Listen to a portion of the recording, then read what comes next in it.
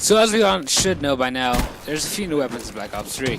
Now among these weapons we have the MX Garand, or Garand, I don't know how to pronounce that, the NX Shadowclaw, and the Marshal 16. However, even though there's new weapons in the game, most people are in uproar simply because you can only obtain them through supply drops. Now, I was one of the lucky few that actually received one of these weapons from a supply drop, which was the Marshal 16, if you haven't noticed already. And yeah, now before you go and say that I'm an idiot for spending money on supply drops and COD points and all that shit, I didn't. I simply used my crypto keys.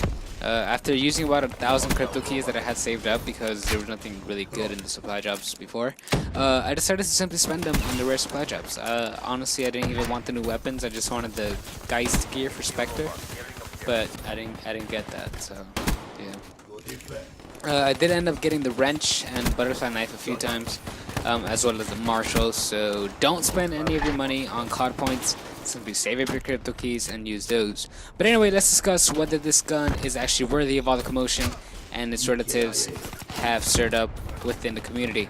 So the Marshal 16, as per the description, is a hand cannon that combines the massive firepower of a double-barrel shotgun with the mobility of a pistol. The Marshal's over-under design fires 2 shells simultaneously with each pull of the trigger and reloads breach style after every shot. So real quick, just to put it simply, this thing is basically a shotgun. Again, this weapon holds only 2 bullets per shell, if that's what you want to call it, and shoots them both with each shot at the same time. So since it shoots 2 shells, this gun can be absolutely devastating at extremely close range and can technically outgun SMGs at this range as well, and can compete with other shotguns, kind of. So in order to make this simpler, I'm going to be comparing this weapon with the other various shotguns that we have in the game already. So here we go. In terms of accuracy or the spread of the pellets, because as you guys know, shotguns do shoot pellets and not individual bullets.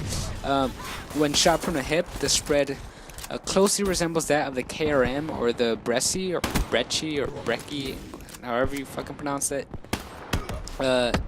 When your ADS, obviously, as expected, the spread tightens, and again, it is close to that of the KRM. So is this thing basically a smaller reskin KRM? In a way, kind of. It has a very similar attribute and behavior that can make it easily comparable to the KRM. However, it is of course a unique weapon and not a reskin, so obviously it's going to have some differences. The first difference you guys might notice off the bat is the range. The range is slightly lower than that of the KRM, so it doesn't go as far as the KRM does. However, it is enough that you notice it.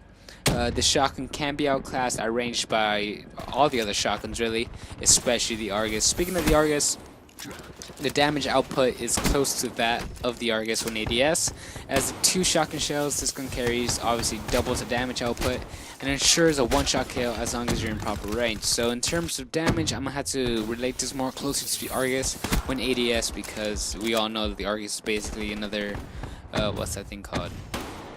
That one shotgun from Black Ops 2, you guys know what I'm talking about.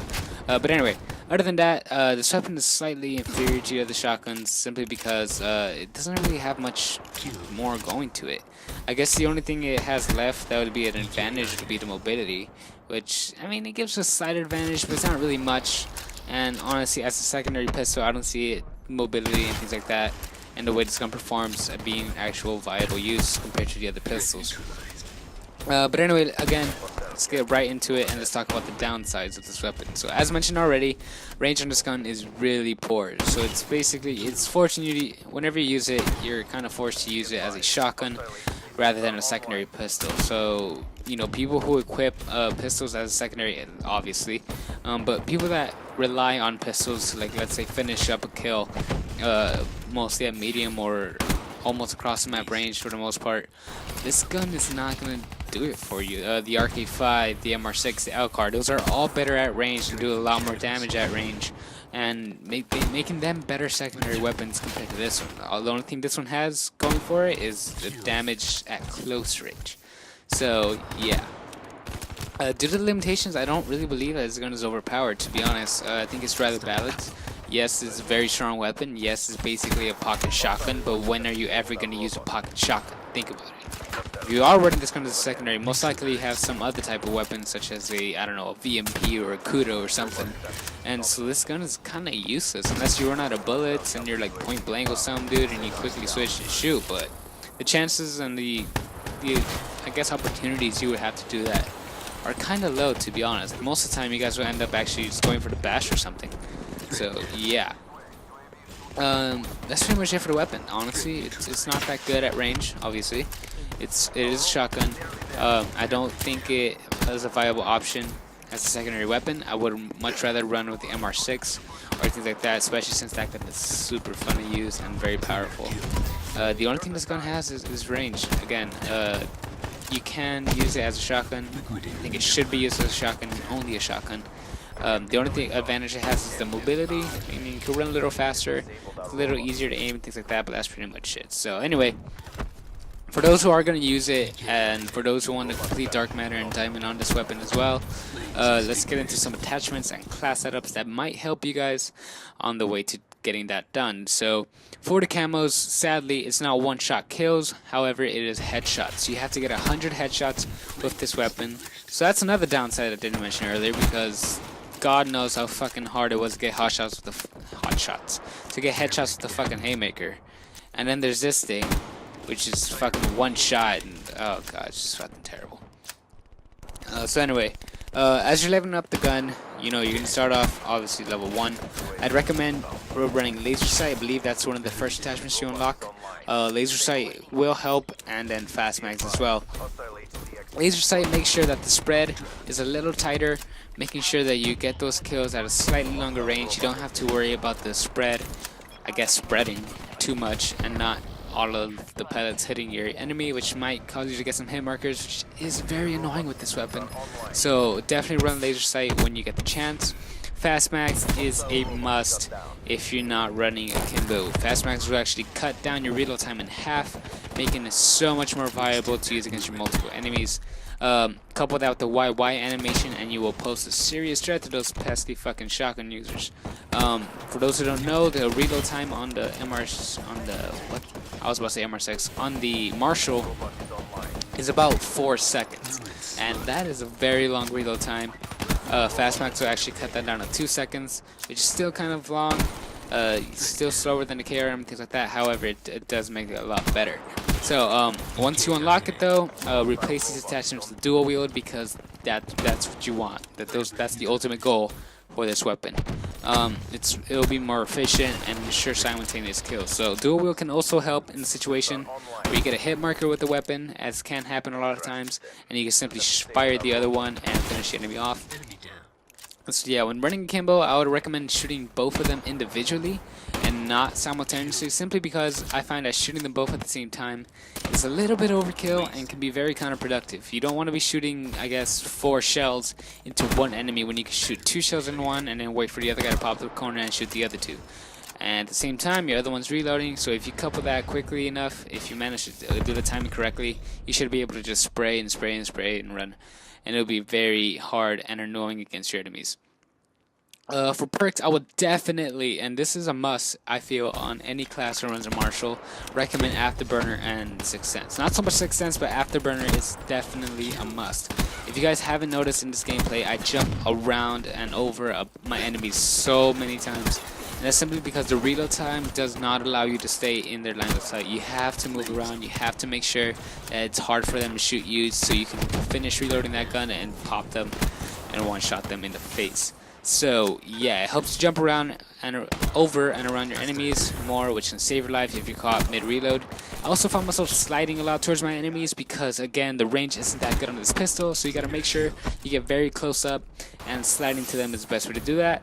And so the more thrust meter you have, obviously it's gonna be the better. So definitely recommend Afterburner if you're not using it already. Equip that shit, it's gonna save your life, trust me. Sixth Sense isn't as clutch, I guess, or crutch, I don't know what do you guys say? Anyway, yeah, it's not as necessary. However, I do like it because mostly when I'm using Marshal, I'm sticking to a lot of places, mostly buildings with corners and things like that. And Sixth Sense allows me to know like if they're camping in a corner and things like that, so I can just simply quickly snap onto the person in the corner and just bam, one shot. Save your life as well. Definitely recommend Sixth Sense. For perks, I would definitely recommend Afterburner if you're not using it already. Equip that shit, it's gonna save your life, trust me. Sixth Sense isn't as clutch, I guess, or crutch, I don't know what do you guys say. Anyway, yeah, it's not as necessary. However, I do like it because mostly when I'm using Marshal, I'm sticking to a lot of places, mostly buildings with corners and things like that. And Sixth Sense allows me to know like if they're camping in a corner and things like that, so I can just simply quickly snap onto the person in the corner and just bam, one shot. Save your life as well. Definitely recommend Sixth Sense. Fast hands on gung ho, obviously, it's a perfect combo for this weapon. Perfect combo for any shotgun, in my opinion, as it will help you since you will find yourself constantly sprinting around, and the faster you can snap onto people and shoot your weapon, obviously the better. So yeah guys, that is pretty much it for this weapon. I hope you guys did enjoy, and I hope these tips will help you guys out when you're using the weapon. A couple more tips, I guess, is I don't ADS as much. I don't feel like the ADS is good. I actually find myself missing a lot more shots on ADS simply because the spread gets a little bit tighter, and I don't think it's as good as, let's say, hip firing. If you want to get that accuracy, I'd recommend just running a laser sight instead of ADS, because aiming down the sights kind of screws you up, because it has a very tight spread when you aim down the sights. It's very close to that of the KRM at close range. So yeah, I wouldn't recommend ADSing as much. However, obviously, since you have to go for the headshots, you guys might end up doing it anyway. So just be careful. Just try to do it. Works best for you. I'd recommend just laser sight and things like that. Speaking of the headshots, I wouldn't recommend running this gun in hardcore, because I mean, it's a one shot anyway in core or hardcore, and you just be dying a lot faster. So yeah, don't do hardcore. Anyways, that is it, guys. Hope you guys did enjoy the gameplay and the tips, things like that. If you did enjoy the video, let me know down in the comment section below. That is what it's there for. I'll try my best to reply to all the comments, because I don't know, I like doing that. It's fun. Also, if you could like the video and subscribe if you haven't already, that would be really much appreciated. Share this video with your friends, let them know what's up and things like that. As always, ladies and gentlemen, I hope you all have a wonderful day, night, evening, or afternoon, whatever it is, wherever it is you are. I hope to see you all in the next video. It's been Crow69, and until next time, stay sexy. But anyway, real quick, just a quick announcement, I guess. We'll be streaming today, tomorrow, which is Saturday, Sunday, and Monday as well. So stay tuned for that. It's Double XP Weekend. We're trying to get it up with 200. In case you guys don't know, I'm already Precision Master. I already got the hero gear, Dark Matter, all that shit. At this point, I'm just trying to level up and get all the other challenges completed. So yeah, hope you guys do tune into the streams. My link will be down in the description below. You can also follow me on Twitter. My link to that is also down in the description below. And that should, I'll be, you know, obviously posting frequently, updating you guys on whenever I post a video, whenever I go live, whenever, you know, whatever the fuck. Shit that has to do with me playing Black Ops 3 and you guys enjoying it. So yeah, again, I'll see you on the next video. Peace out, everyone. And yeah.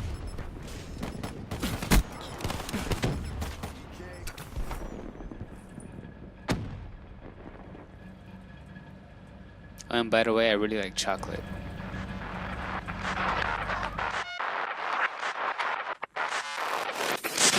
With the minor